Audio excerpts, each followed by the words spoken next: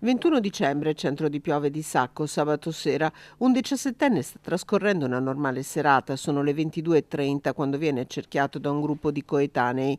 Sono in 9, 8 ragazzi e una ragazza. Pochi minuti dalle parole si passa ai fatti.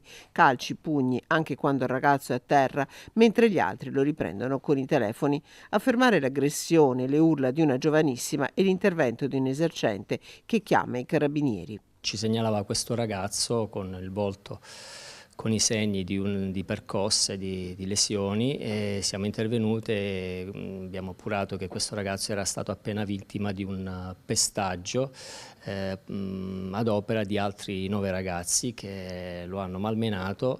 E ovviamente il giorno seguente il minore, in questo caso, si è presentato con i genitori e ha denunciato. Partono le indagini che, grazie all'esame delle telecamere di videosorveglianza presenti nel comune, permettono di identificare il gruppo degli aggressori. Dei 9 giovani, 4 soli sono maggiorenni, 6 sono italiani, 3 di nazionalità marocchina. Magro il bottino, il borsello del giovanissimo con dentro 20 euro. Per tutti scattano le perquisizioni a casa, dove i carabinieri vengono accolti da genitori talvolta del tutto ignari. Perquisizioni durante le quali abbiamo rinvenuto degli indumenti compatibili con quelli indossati dagli aggressori. Il fascicolo è aperto per l'ipotesi di rapine e lesioni personali in concorso. Le indagini vanno avanti. Nel frattempo i carabinieri rivolgono un invito. Le statistiche ci dicono proprio questo, che questo tipo di reati, quando viene denunciato, il più delle volte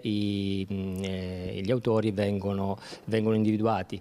Io rivolgo anche un appello non solo alle vittime a denunciare, quindi a non tenersi questi fatti per sé, ma anche a chi assiste, di chiamarci, di consentirci di intervenire tempestivamente e poi di procedere.